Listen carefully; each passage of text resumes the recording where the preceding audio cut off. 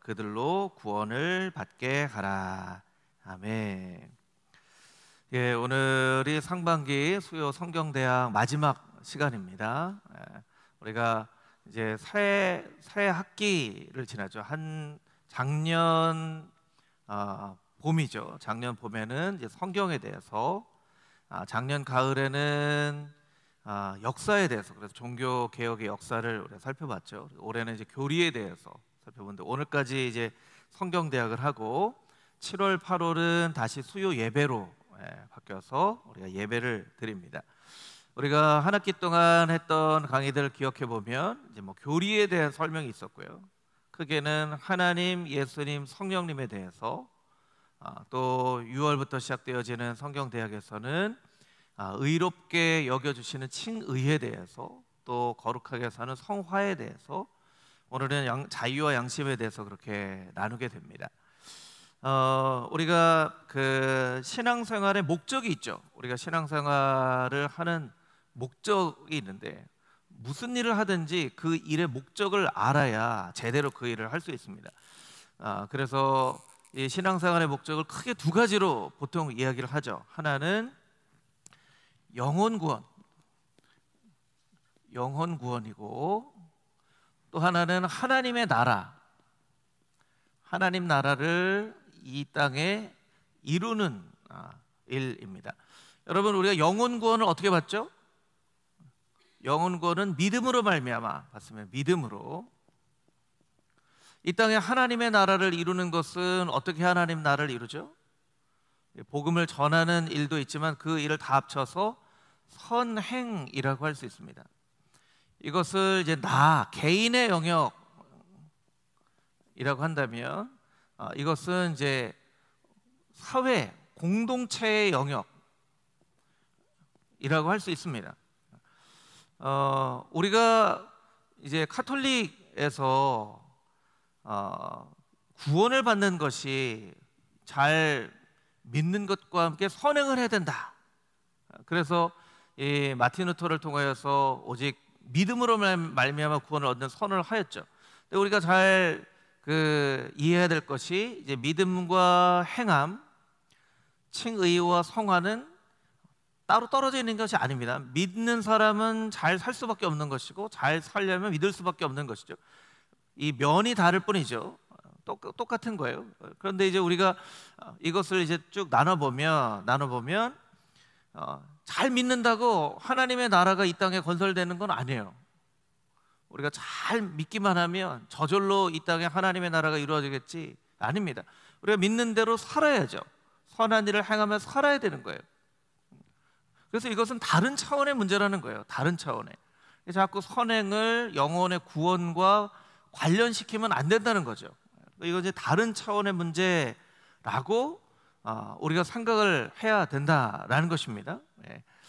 그래서 오늘 주제도 이제 자유와 양심이지만, 자유는 어떻게 보면 개인의 구원의 영역이라고 할 수 있어요. 양심은 공동체의 영역이라고 할 수 있습니다. 물론 하나님 앞에서의 양심이라는 부분이 있습니다. 그래서 자유와 양심은 딱 떨어뜨릴 수 있는 그런 부분은 아니지만, 딱 나눌 수 있는 부분은 아니지만, 이렇게 여러분들이 나눠서 생각을 하면 신앙생활을 하는데도 헷갈리지 않고 신앙생활을 할 수 있어요. 이것은 이제 목적이라고 할 수 있고요, 이것은 방법이라고 할 수 있겠죠. 이건 대상이라고도 할 수 있겠죠. 이거는 가치 있는 일, 무엇이 가치 있는 일인가.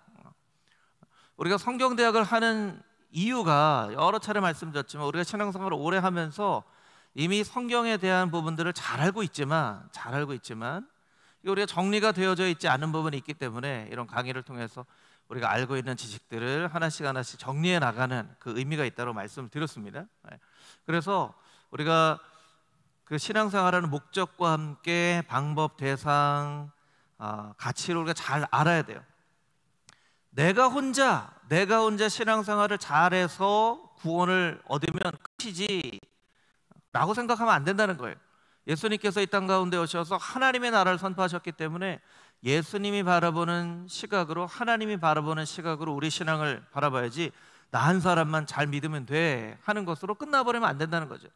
그래서 너무나 한국의 기독교가 영혼 구원을 강조해서 많은 사람들을 교회로 전도하고 인도하는 것에는 과거 역사를 통해서 성공을 하였지만 너무나 개인주의적인 신앙에 빠져버렸기 때문에 오늘날 기독교 인구가 줄어들 뿐만 아니라 사회에 영향력이 없는 거예요.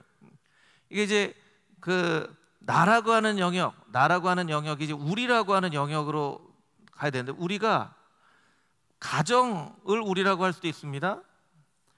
교회를 우리라고 할 수도 있죠. 아니면 내가 살아가는 사회를 우리라고 할 수도 있고 전 세계를 우리로 볼 수도 있어요. 이 에큐메니칼이라는 말을 여러분들이 들어보신 적이 있으실 거예요. 이건 이제 오이쿠메네라는 말에서 온 말인데, 오이쿠메네, 이것은 이제 세상이라는 뜻이에요. 세상. 그 성경을 읽어보면요, 누가복음 2장 1절에 보면 가이사 아구스토가 천하의 명령을 내려서 호적을 해라 라고 할 때 이게 천하라고 나옵니다. 누가복음 2장 1절, 이게 천하라고 나오는데 이 로마가 가지고 있는 세계관이 얼마나 컸는지를 우리가 알 수 있는 거예요. 로마가 이 전 세상의 중심이라고 생각을 하고 있었어요. 그러니까 로마에 있는 사람들 다 각자 고향에 가서 호적을 다시 재등록해라 한 게 아니라 이 천하 전 세계에 있는 사람들은 다 호적 등본을 해라라고 이제 선포한 거예요. 천하. 이제 오이쿠메네에서 에큐메니칼이라는 말이 나왔는데, 말하자면 어떤 경우에는 하나님의 나라를 이루는데 우리 교회만 중요해요. 우리 교회만. 다른 사람은 별로 중요하지 않고 우리 교회만 중요해요. 그러면 사회와 세계까지 우리의 시선이 넓어져야 되는데 교회 중심적인 신앙을 갖는 경우도 있고 가정 중심적인 신앙을 갖게 되는 경우도 있어요. 자유와 양심이 왜 중요하냐 하면, 개인의 자유는 공동체의 양심을 침범하면 안 되거든요. 안 되는 거예요. 그것이 신앙생활을 하는, 이 건강한 신앙생활을 하는 그런 부분이에요. 우리나라가 이제 민주화를 겪으면서 하도 군부 정권에서 모여서 뭘 하면 반정부적인 막 걸 하니까 집회와 시위를 하지 못하도록 집시법을 만들었죠. 그래서 젊은 대학생들이 집시법을 폐지해야 됩니다 해서 막 해서 이제 민주화가 이루어졌어요. 그런데 너무나 그런 문화 가운데 집회와 이런 부분에 대해서 법을 만들어서 이걸 가능하게 하다 보니까 요즘에는요, 개인의 자유나 어떤 단체의 자유가 다른 사람에게 불편을 주는 경우들이 너무나 많아요. 뭐 이거는 저 개인만이 느끼고 있는 것은 아니라고 생각합니다. 막 확성기를 들고 막 얘기를 하거나 집회를 모이면 그게 어떤 면에서 많은 사람들에게 유익을 주는 것이 아니라 어떤 사람들에게만 유익이 되는 일을, 대다수의 많은 사람들의 자유를 침범하는 그런 방법으로 사용되어지는 그런 문화가 우리나라에 이제 점점 이 뿌리를 내려서 이제는 막 뭔가를 얘기하고 다른 사람의 자유쯤은 좀 침범을 해도 내 자유를 위해서 하는데 당신들이 뭐라고 하냐, 이런 이제 문화가 만들어진다는 것이죠. 그래서 교회 공동체가 아주 주의해서 봐야 될 것은 무엇이냐면, 개인이 예수 그리스도를 믿음으로 말미암아 영혼 구원을 얻어서 죄로부터의 참 자유를 누린다 할지라도 그것이 공동체 안에 하나님의 나라를 이루기 위해서 많은 사람들과 함께 생각하는 것들을 침해하면 안 된다라는 그런 공공의 신앙의 어떤 그런 마음들을 우리가 가지고 있어야 되고요. 우리가 나는 괜찮아요, 우리 교회는 괜찮아요, 하지만 우리 사회나 세계가 병들어가고 있고 어려움을 당하고 있고 하면 우리가 관심을 가지고 기도도 해야 되고 돕기도 해야 되는 거예요. 아니 목사님, 우리가 그렇게 헌금을 해서 왜 저기 모르는 저 사람들 도와줘야 됩니까? 물론 개인의 입장으로 보면 우리가 헌금을 하고 그것을 가지고 우리를 위해서 사용하기를 하는 것이 필요하지만 이제 우리라는 개념을 확장시켜서 전 세계에 있는 사람 중에 누가 우리가 될 수 있는가라는 것들을 우리가 생각을 해볼 필요가 있다는 것이죠. 그래서 개인의 자유와 양심은 이 전체의 예수님께서 이 땅 가운데 오셔서 말씀하시고 이루고자 했던 하나님의 나라의 굉장히 중요한 부분이고, 오늘날 우리가 신앙생활을 하는 부분에 있어서도 굉장히 중요한 부분이에요. 그래서 오늘 여러분들이 강의를 통해서 이런 부분들이 여러분 안에 잘 정리가 됐으면 좋겠습니다. 여러분이 가지고 계신 강의안 보시면 이제 1-1 신앙생활의 목적을 이렇게 설명을 드린 거예요. 여기에 두 번째, 하나님의 영광을 위한 자유. 크리스찬의 자유는 일반 사람들의 자유하고는 조금 다릅니다. 죄로부터의 해방과 하나님의 뜻에 순종할 수 있는 능력을 의미합니다. 그래서 자유는 일반 사람들은 그냥 내가 원하는 대로 내 마음대로 살아가는 것이라고 생각하지만, 크리스찬의 자유는 이 세상에서 제일 귀한 하나님의 뜻에 순종하는 거예요. 그래서 크리스찬의 자유는 자기 중심적이어서는 안 되고 하나님 중심적이어야 됩니다. 여기 이제 하나님 중심이라는 것에 여러분들이 이렇게 밑줄을 치거나 동그라미를 치셔도 좋을 것 같아요. 그래서 크리스찬들이 크리스찬의 자유를 이야기할 때는 꼭 이것이 하나님의 영광을 위한 것인가? 라는 질문을 해야 됩니다. 사실 이건 어려운 건 아니에요. 여러분 앞을 좀 봐주시고요. 보통은 이제 성인이 되면 나 이제 자유다 이렇게 생각하죠. 미성년자일 때는 할 수 없었던 것들이 성인이 되어서는 합법적으로 할 수 있기 때문에 자유라고 생각합니다. 그래, 잘못 생각하는 건 자유는 내가 성인이 됐으니까 내 마음대로 하겠지, 그게 아니에요. 미성년일 때는 미성년자들에게 필요한 책임이 주어지고, 미성년자들이 아직 책임을 질 수 없는 그런 나이이기 때문에 대부분의 많은 책임을 부모나 사회가 같이 지어주는 거예요. 그러니까 성인이 되면, 자유가 아니라 성인이 되면 더 큰 대한민국의 헌법이라는 그 책임을 자기가 또 안는 거예요. 이해가 되셨죠? 어릴 때는 헌법에 있는 내용들에 반대되는 행동을 해도 미성년자이기 때문에 그 법대로 처벌을 받지 않아요. 요새는 참 아이들이 어떻게 그렇게 영악해졌는지 모르겠지만 뭐 촉법 소년 뭐 그런 것들을 또 막 이용해서 오히려 더 범죄를 저지르는 경우들도 있더라고요. 나 미성년자인데 이러면서. 근데 사실은 그렇지 않아요. 성인이 되면 이제 나는 이제 자유다가 아니라 더 큰 사회적인 책임을 지는 그 영역 안으로 자기가 들어가는 거예요. 여러분 마찬가지입니다. 크리스찬의 자유는 내가 이제 마음대로 사는 것이 아니라 이 세상에 가장 뛰어나신 하나님의 법 안으로 들어가는 거예요.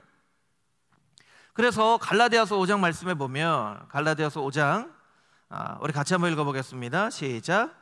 그리스도께서 우리를 자유롭게 하려고 자유를 주셨으니 그러므로 굳건하게 서서 다시는 종의 멍에를 매지 말라. 종의 멍에를 매지 말라 했는데요, 우리 마태복음 11장 29절 30절을 보면, 마태복음 11장 29절 30절 말씀에 보면, 우리 자막으로 좀 보여주겠습니까? 우리 같이 한번 읽어보겠습니다. 시작. 나는 마음이 온유하고 겸손하니 나의 멍에를 메고 내게 배우라. 그리하면 너의 마음이 쉼을 얻으리니 이는 내 멍에는 쉽고 내 짐은 가벼움이라 하시니라. 아멘. 예수님께서 내 멍에를 메라고 하시는 거예요. 이게 자유입니다. 이게 자유예요. 성경에서 말씀하시는 자유예요. 종의 멍에를 매지 않고 예수님의 멍에를 매는 거예요. 미성년자였다가 성인이 되면 이제 나는 마음대로 할 수 있는 게 아니라 더 큰 헌법이라는 큰 이 법의 책임 아래 놓여져 있는 것처럼, 내가 종의 멍에를 깨뜨리고 이제 내 마음대로 사는 게 아니라 예수님의 멍에를 메고 사는 거예요. 하나님의 뜻을 이루어드리고 사는 거예요. 그게 크리스찬의 진정한 자유입니다. 자유를 잘못 이해하는 사람들은 아, 기독교는 너무 제약이 많아, 못하는 것도 많고, 왜 이렇게 자유가 없어, 이렇게 얘기를 하는데 그 사람은 진정한 자유가 무엇인지를 모르는 사람인 거죠. 그래서 요한복음 8장 36절 말씀에도 보면, 그러므로 아들이 너희를 자유롭게 하면 너희가 참으로 자유로우리라. 여기 중요한 단어가 무엇입니까? 아들이 너희를 자유롭게 하면. 오직 예수 그리스도만이 우리를 자유롭게 하실 수 있다는 거예요. 십자가 복음만이 우리를 진정으로 자유롭게 하실 수 있다는 거예요. 그래서 여러분, 우리가 크리스찬의 자유 누릴 수 있는 크리스찬의 자유는 무엇이냐면요, 우리가 예수님께 속하는 거예요. 하나님께 완전히 속하는 거예요. 이게 진정한 자유예요. 그것을 우리가 이해해야 한다라는 것이죠. 그리고 오늘 본문의 말씀이기도 한데, 고린도전서 10장 31절 말씀에 보면, 먹든지 마시든지 무엇을 다 하나님의 영광을 위하여서 하라. 하나님 영광을 위하여서 하라. 이것이 크리스찬의 자유의, 세상의 자유와 다른 그런 의미라는 것이죠. 자, 두 번째, 크리스찬의 자유는 타인의 자유를 방해해서는 안 된다. 그렇기 때문에 양심이 필요하다. 고린도전서 10장 23절 24절 우리 같이 읽겠습니다. 시작.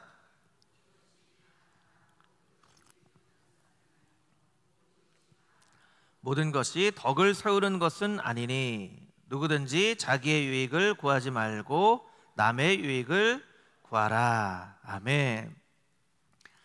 자유인데 유익이라는 말이 나옵니다. 23절에 또 덕이라는 말이 나옵니다. 특별히 남의 유익이라는 말이 나옵니다.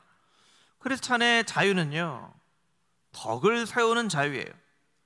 남의 유익을 구하는 자유예요. 내 유익을 위하여서 남을 제한하는 자유가 아니라 남의 유익을 위하여서 내 자유를 제한할 수 있는 자유예요. 하나님의 영광을 위하여서 내 권리와 자유를 포기할 수 있는 자유예요.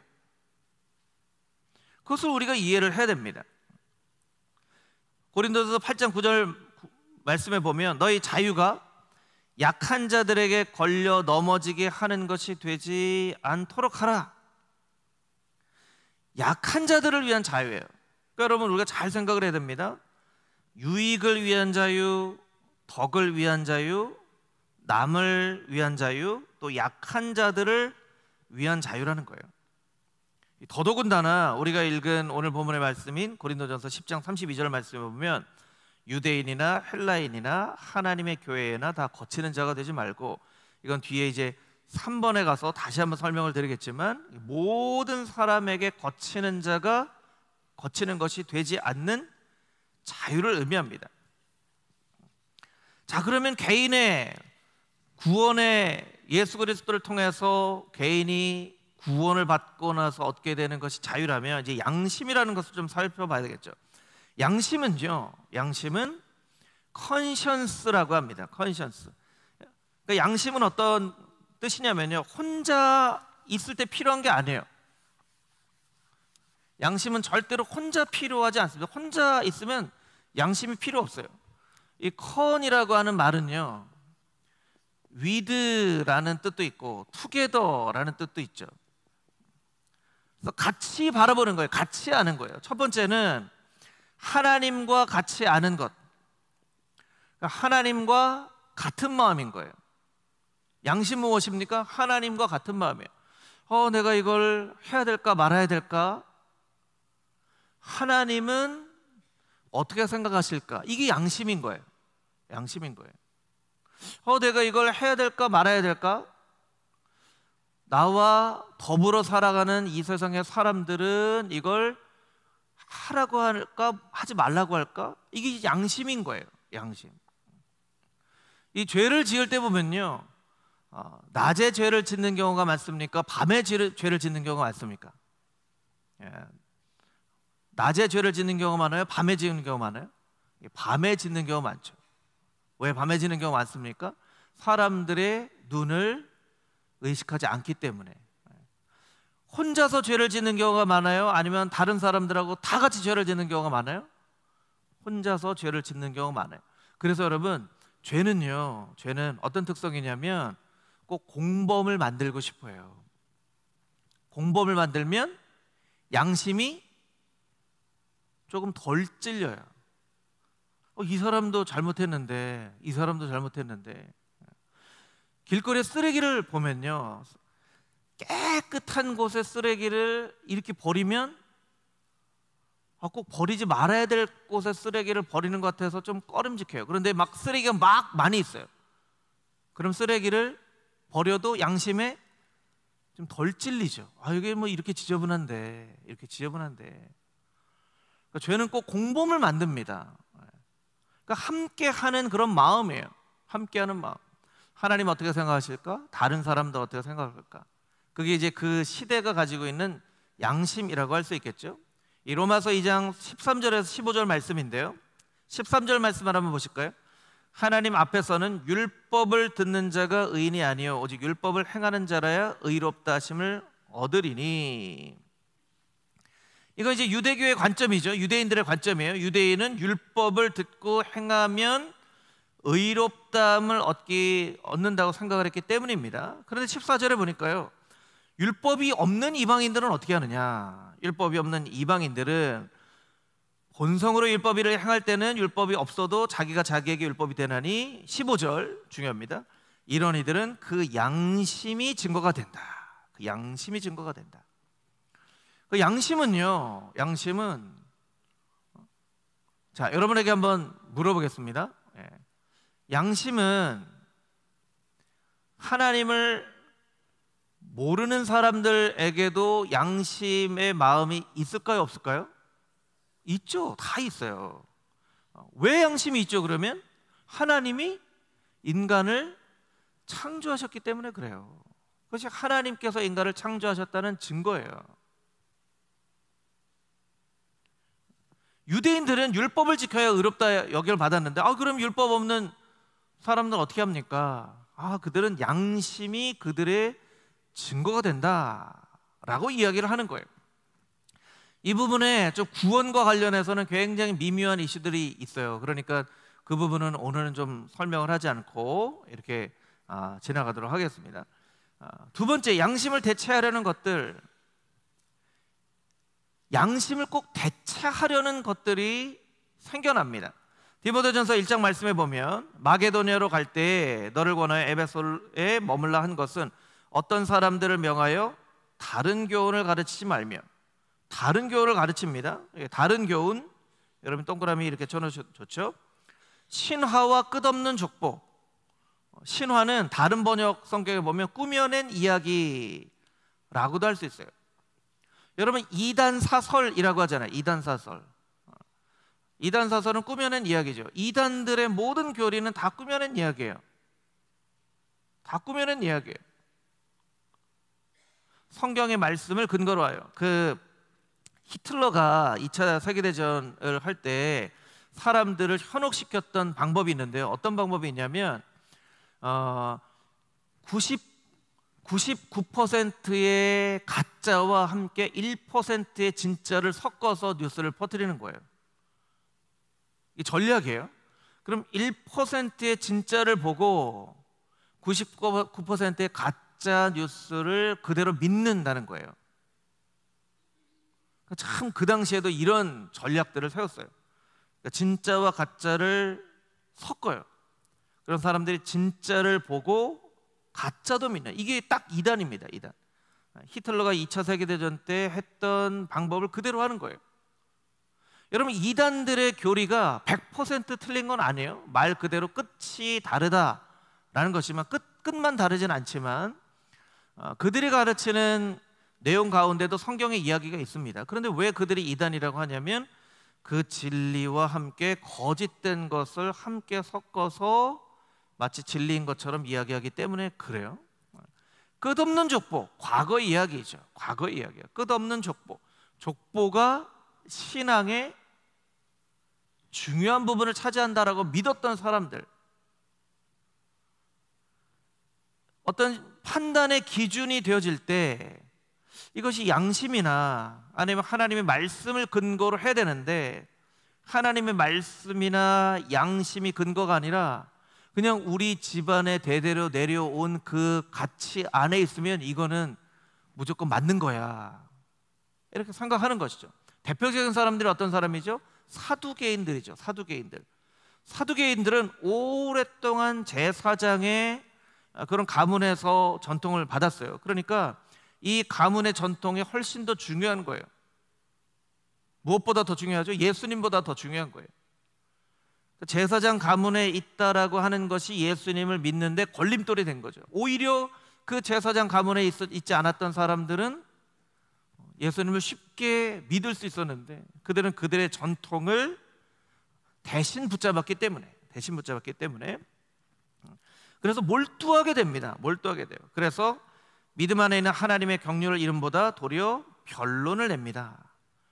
5절 말씀만 같이 한번 읽어볼까요? 5절 함께 읽겠습니다. 시작. 이 교훈의 목적은 청결한 마음과 선한 양심과 거짓이 없는 믿음에서 나오는 사랑이거늘. 아멘.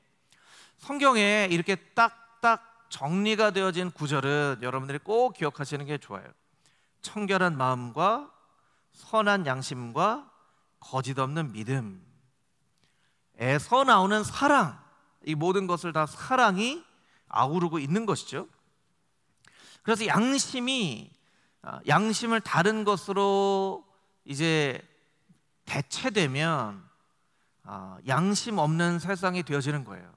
분명히 잘못했는데 당신은 왜 이렇게 잘못했습니까? 하면 나는 저 사람들이 이렇게 말한 것이 나는 맞는 얘기라고 생각했습니다. 나는 우리 집안에 내려오는 그 일이 더 중요하기 때문에 이 양심 꺼리끼는 일들도 막 불법을 행하기도 하는 거예요. 그렇게 된다. 크리스천의 양심에 대해서 이것들을 우리가 꼭 기억해야 되고요. 세 번째, 양심은 훈련이 되어질 수 있습니다. 양심은 일종의 지식이기 때문에 훈련이 되어질 수 있어요. 그러니까 우리가 양심을 훈련하는 그런 크리스천의 삶을 살아야 돼요. 그래서 조금 더 양심이 민감해지고 세심해지는 그런 크리스천이 되어야 되겠죠. 첫 번째, 말씀과 성령에 의한 양심의 성숙이라고 할 수 있습니다. 시편 119편 11절 우리 같이 한번 읽어보겠습니다. 시작.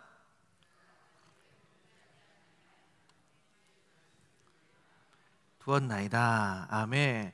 주께 범죄하지 아니하려 하여 주의 말씀을 내 마음에 두었나이다. 반대로 설명하면 하나님의 말씀이 나로 하여금 죄를 짓지 않도록 만들어 주신다라는 거예요. 어떤 사람들은 그렇게 얘기를 해요. 이건 한편으로 보면 좀 일리가 있는 얘기든 말씀만 다 읽는다고 신앙생활 제대로 하는 줄 알아? 이런 얘기합니다. 물론 위에도 설명이 되어 있지만 율법을 아는 것이 아니라 율법을 행하는 자가 의인이라는 말씀도 있지만 이거 이제 어떤 면에서 맞는 얘기지만 여러분 크리스천들은요 무조건 하나님의 말씀을 읽든지 묵상하든지 암송하든지 늘 가까이에 둬야 돼요. 하나님의 말씀이 살았고 운동력이 있다고 우리가 믿잖아요. 여러분 하나님 말씀이 살았고 운동력이 있다고 믿으십니까? 아멘. 그럼 하나님 말씀 많이 들으면 하나님 말씀이 역사해요. 그 믿음을 우리가 가지고 있어야 돼요. 그래서 여러분들이 뭔가 변하지 않는 여러분들의 모습이나 가정이나 이런 부분에 있어서 참 어떻게 해야지 할 때 여러분들이 택할 수 있는 아주 중요한 한 가지 방법은 여러분들이 하나님 말씀을 열심히 읽어서 그 말씀이 여러분 안에서 역사할 수 있도록 해야 돼요. 이건 성경의 가르침입니다. 성경에서 말씀하시는 거예요. 그러니까 하나님의 말씀과 멀리 살면서 나는 예수님 닮은 삶을 살 거야 하는 사람은 절대로 그렇게 살 수 없습니다. 절대로 그렇게 살 수 없어요. 정말 하나님의 뜻대로 예수님 닮은 삶을 살아가려는 사람은 무조건 하나님의 말씀과 어떤 방법을 갖든 열심히 읽고 말씀과 함께 살아야 돼요. 그래서 성경에서 우리에게 말씀하시는 거예요. 고린도서 4장 2절 말씀, 이 말씀은 제가 한번 읽어볼게요. 이에 숨은 부끄러움의 일을 버리고 속임으로 행하지 아니하며 하나님의 말씀을 혼잡하게 하지 아니하고 오직 진리를 나타내므로 하나님 앞에서 각 사람의 양심에 대하여 스스로 추천하노라. 하나님의 말씀을 혼잡하게 한다. 다른 본문의 말씀에서 보면요, 왜곡, 어렵고 복잡하게, 하나님의 말씀을 왜곡하거나 어렵고 복잡하게 하거나 하지 않고 오직 그 말씀 가운데 있는 진리를 나타내므로 각 사람의 마음 가운데 있는 양심에 대하여서 스스로 추천하는 그런 사람이 되어져야 된다라고 사도 바울이 이야기를 하고 있다는 거예요. 자, 그럼 말씀과 성령에 의해서 양심의 성숙되기도 하지만 또 한 가지 연단에 의한 양심의 성숙도 있습니다. 히브리서 5장 말씀인데요, 때가 오래되었으므로 너희가 마땅히 선생이 되었을 터인데 너희가 다시 하나님의 말씀의 초보에 대하여 누구에게서 가르침을 받아야 할 처지이니 단단한 음식은 못 먹고 젖이나 먹어야 할 자가 되었도다. 그 신앙생활을 오래 했어요. 신앙생활을 오래 한 그 연수로 보면 마땅히 선생이 되어 있어야 되는데 아직 말씀의 초보적인 수준에 머물러 있어요. 단단한 음식을 못 먹고 젖을 먹는 아주 기본적인 그런 말씀의 수준에 머물러 있다라는 거예요. 자, 여러분 한번 생각을 해보세요. 여러분들이 신앙생활 하신 연수를 한번 계산해 보시면 좋을 것 같아요. 뭐 10년 되신 분도 있고 20년 되신 분도 있고 30년 되신 분도 있고 여러분 다 다를 텐데 여러분들의 신앙의 연수와 함께 내가 말씀을 얼마나 잘 알고 있는가를 여러분들이 생각을 해봐야 되는 거예요. 이 성경의 말씀대로 하면요, 하나님이 아니 너는 나를 믿은 지 30년이나 됐는데 아직 말씀에 그렇게 초보적인 수준에 머물러 있으니 라고 하나님이 말씀하실 수 있다는 거예요. 왜 그렇게 됐습니까? 말씀을 소중하게 여기지 않아서 그런 거예요. 말씀을 소중하게 여기지 않아서. 저희 교회가 성경 읽기를 열심히 하죠. 뭐 성경을 저도 읽다 보면 집중해서 읽을 때도 있고 이렇게 쓱 지나갈 때도 있고 때로는 막 딴 생각하면서 읽으면서 아유 내가 오늘 성경 읽을 때 뭘 읽었는지 모르겠다 그런 때도 있어요. 하지만 그럼에도 불구하고 하나님 말씀을 열심히 읽고 연구하고 이렇게 말씀을 듣는 자리에 와 앉아있고 해야 말씀에 대한 지식이 점점점 많아지는 거예요. 조금 우스개 얘기를 하면요, 우리나라에 정치 전문가 집단이 있어요. 정치에 대해서 그 누구보다도 아주 전문적인 그 관점을 갖고 있는 어떤 한 집단이라고 해야 되나요? 어떤 사람들이 있어요. 어떤 사람들일까요? 택시 기사 아저씨들이래요. 택시 기사 아저씨들. 택시 기사 아저씨들은요, 운전하면서 맨날 뉴스 듣고 하니까요, 택시 기사인데 정치의 전문가예요. 전문가. 그래서 막 정치 얘기만 나오면 막 쫙 그냥 1시간이고 2시간이고 얘기할 수 있도록. 아니, 그분들은 어떻게 그렇게 전문가가 됐죠? 열심히 들으니까. 똑같습니다. 우리도 하나님 말씀 열심히 듣고 읽고 붙잡으면요,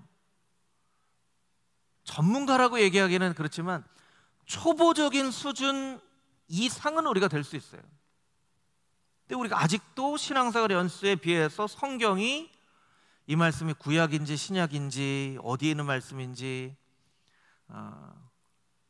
좀 다른 얘기긴 하지만요, 전교인 소련에 우리가 갔을 때 우리 레크레이션을 아주 재밌게 인도한 그 청년 있잖아요. 그 청년도 교회 다니고 있는 청년 같더라고요. 그런데 신앙생활을 아주 열심히 한 듯 보이진 않았어요. 왜냐하면 미스바조가 있었는데 미스바가 인물이라고 생각하시더라고요. 미스바는 어떤 사람이죠?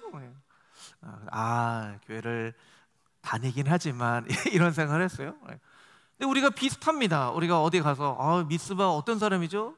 그러면 어떻게 되는 거예요? 다른 사람 볼 때 이 사람은 성경을 멀리하고 살았구나 이렇게 생각이 드는 거예요. 이거 뭐 단편적인 이야기이지만 13절 볼까요? 이는 젖을 먹는 자마다 어린아이니 의의 말씀을 경험하지 못한 자. 여기 여러분 밑줄을 쫙 치셔야 돼요. 의의 말씀을 경험하지 못한 자예요. 경험하지 못한 자예요. 아직 안 넘기셔도 됩니다. 말씀을 경험하지 못한 자라고 되어 있어요. 그 말씀을 경험해야 돼요. 14절 말씀 우리 한 목소리로 같이 읽어보겠습니다. 시작. 단단한 음식은 장성한 자의 것이니 그들은 지각을 사용함으로 연단을 받아 선악을 분별하는 자들이니라. 아멘. 단단한 음식은 장성한 자의 것인데 지각을 사용함으로 연단을 받아. 여러분, 성경에서 연단하면 어떤 단어를 생각해야 된다고 말씀드렸죠? 연단이라는 말이 곧 징계라는 말로 되는데 이건 꼭 훈련이라는 뜻이에요. 훈련입니다. 훈련. 그러니까 연단이라는 말도 우리가 좀 이해하기가 쉽지는 않은 단어예요. 훈련을 받은 사람이라는 거예요. 스스로 훈련을 하는 사람도 있고 누구에게인가 훈련을 받는 사람이 있죠.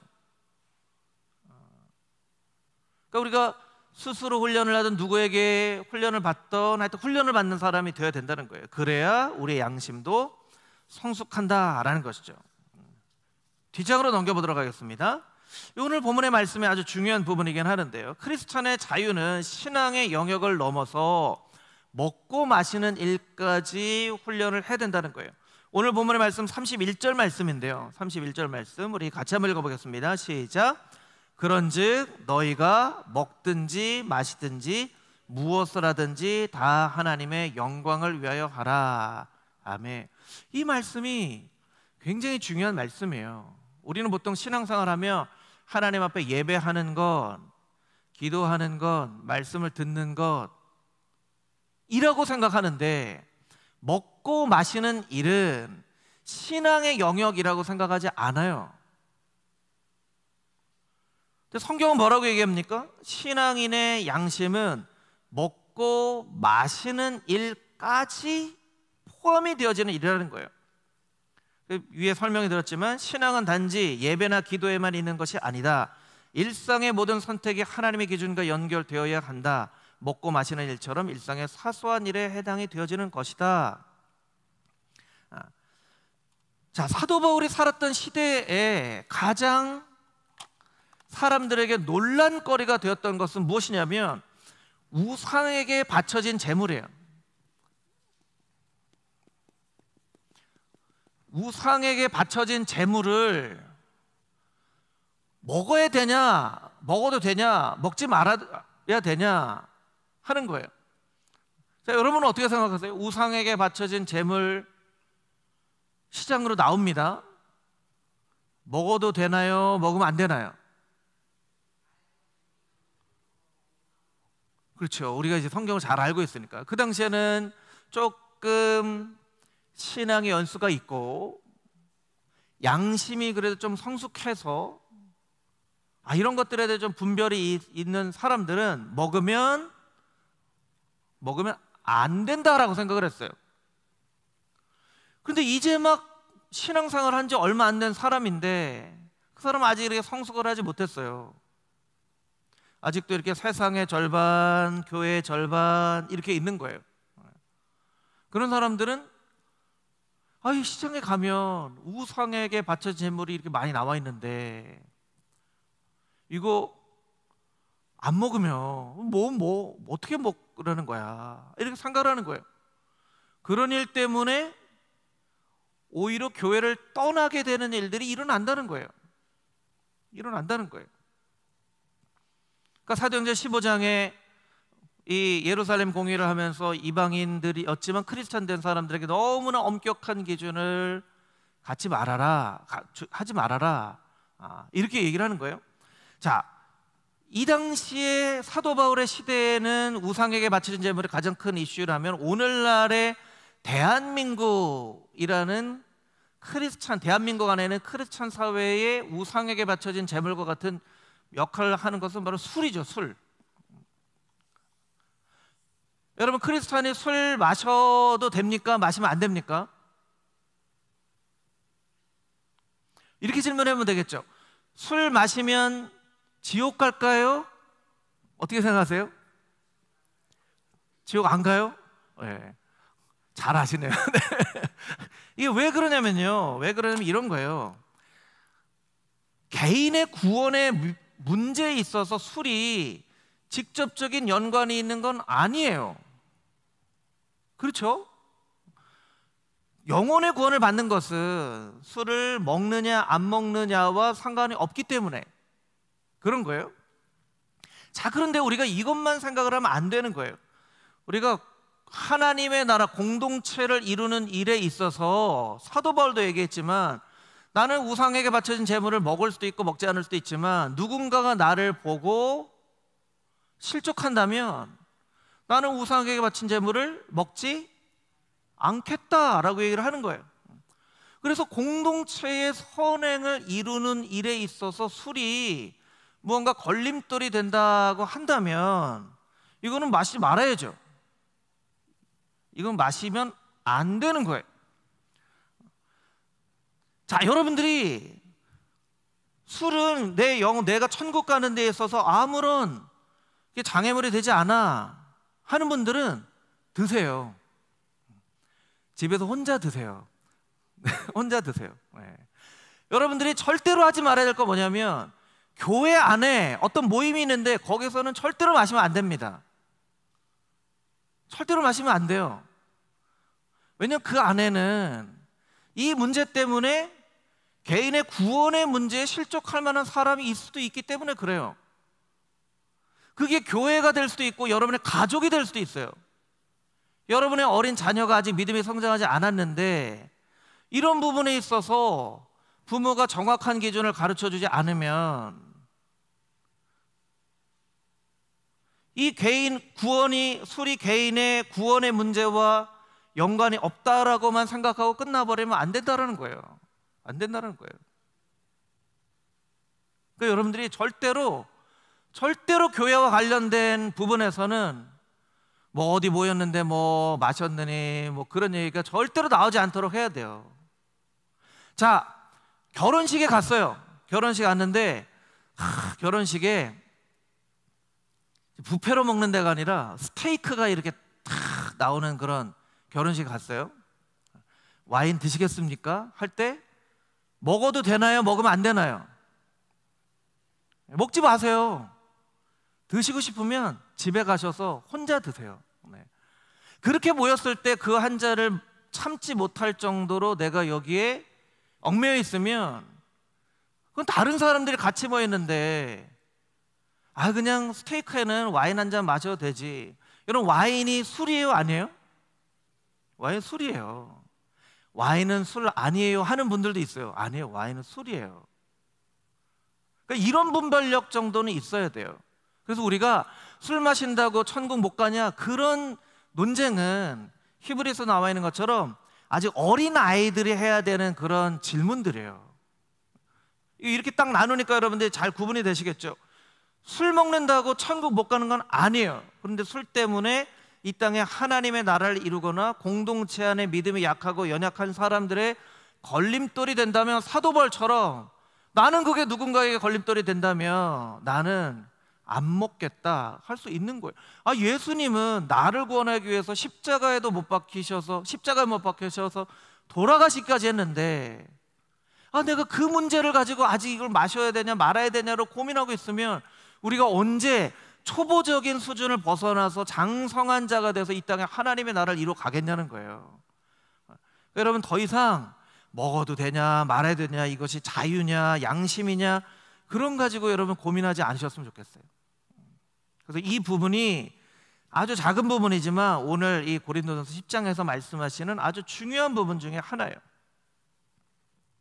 여러분들이 앞으로 누가 청년들이나 여러분의 자녀들이 여러분에게 이런 질문을 물어본다면 여러분들이 똑같이 말씀을 해주시면 됩니다. 똑같이 말씀을 해주시면 돼요. 자, 세 번째, 자유와 교회. 자유와 교회. 첫 번째, 자유는 교회 공동체를 위한 배려로 사용이 되어야만 합니다. 좀 어려운 표현이기도 하지만 교회 공동체를 위한 쓰임새가 되어야 된다는 것이죠. 우리가 읽은 말씀 가운데 유대인에게나 헬라에게나 하나님의 교회나 거치는 자가 되지 말고, 자, 여러분 앞으로 한번 봐주세요. 이게 유대인에게나 헬라인에게나 라고 할 때 이 사람들이 그럼 교회 안에 있는 유대인, 교회 밖에 있는 유대인, 어떤 유대인일까요? 유대인이나 헬라인이나 하나님의 교회나 하나님의 교회나, 여러분 보세요. 하나님의 교회 안에 이미 유대인들이 있었어요. 헬라인도 있었어요. 이 하나님의 교회 안에 있는 유대인, 헬라인을 의미하는 게 아니에요. 왜냐하면 그러면 하나님의 교회 안에 있는 유대인이나 헬라인 이렇게 표현을 해야 되는데, 유대인이나 헬라인이나 하나님의 교회나 거치는 자가 되지 않는다는 거예요. 그러면 이게 좀 이상한 거거든요. 왜냐하면 이 유대인들은 예수님 믿지 않는 유대인들인 거예요. 예수님 믿지 않는 유대인들은 어떤 사람들이에요? 교회를 핍박하는 사람이에요. 핍박하는 사람.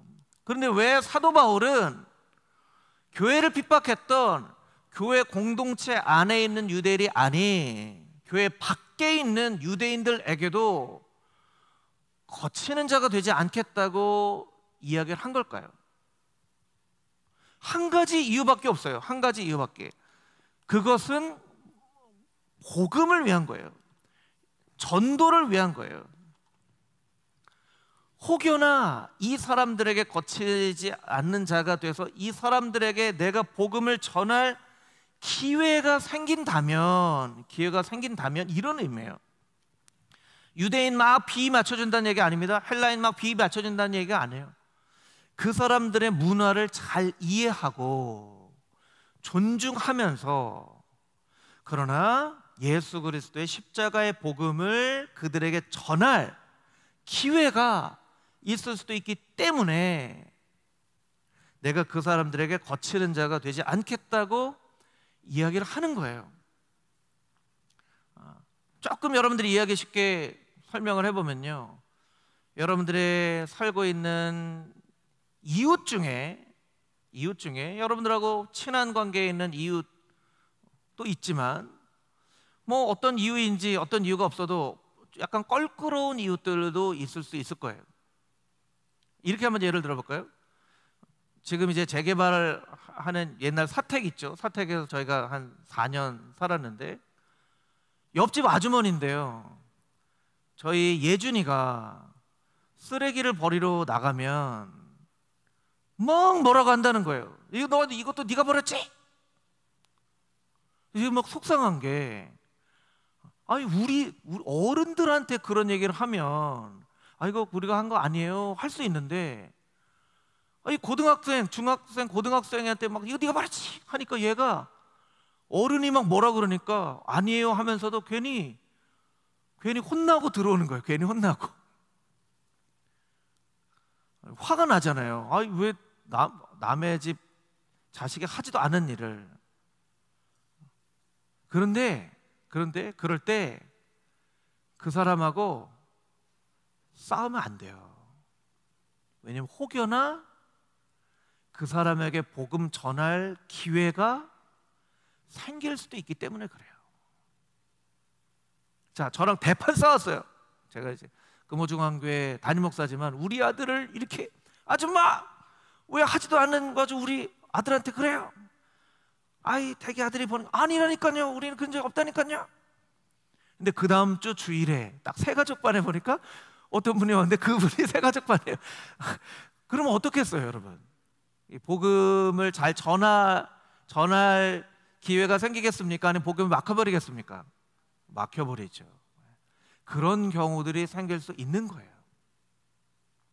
그러니까 사도 바울은요, 교회 안에 있는 유대인이나 헬라인이 아니라 그렇지 않은 사람들에게도 나는 거치는 사람이 되려고 하지 않는다 라고 생각하는 거예요. 왜냐하면 언제 그 사람들에게 복음을 전할 기회가 생길지 모르기 때문에. 그래서 33절 말씀에 보면, 33절 여러분 자막으로 보여주세요. 나와 같이 모든 사람을 기쁘게 하여 자신의 유익을 구하지 않고 많은 사람의 유익을 구하여 그들로 구원을 받게 하라. 그들로 구원을 받게 하기 위하여서. 그리고 그 밑에 있는 고린도전서 9장 21절에서 23절 말씀에도 맨 마지막에는 23절만 같이 읽도록 하겠습니다. 시작. 내가 복음을 위하여 모든 것을 행함은 복음에 참여하고자 함이라. 아멘. 이 복음은 예수 그리스도죠. 예수 그리스도의 십자가에 참여하기 위해서 복음을 위하여 내가 모든 것을 할 수 있다. 이게 사실은 우리의 신앙 고백이 되어야 돼요. 하나님, 나는 복음을 위하여서는 모든 것을 다 할 수 있습니다.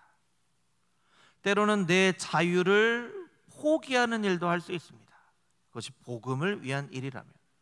내 권리를 포기하는 일도 할 수 있습니다. 그것이 복음을 위한 일이라면. 이게 사도 바울의 고백인 거예요. 그러면 내 권리도 포기하고 내 자유도 포기하고 신앙생활에 막 자유도 없고 이렇게 생각이 들까요? 아니에요. 하나님, 예수님 더 큰 하나님의 손에 붙잡힌 바 됐기 때문에 더 진정한 자유를 우리가 누릴 수 있는 것이죠. 여러분, 복음을 위하여 모든 것을 할 수 있노라고, 나의 자유조차도 권리조차도 포기할 수 있노라고 그렇게 하나님 앞에 고백하여 이 땅 가운데 하나님의 나라를 이루는 금호중앙의 귀한 성도님들이 다 되시기를 주님의 이름으로 축복합니다.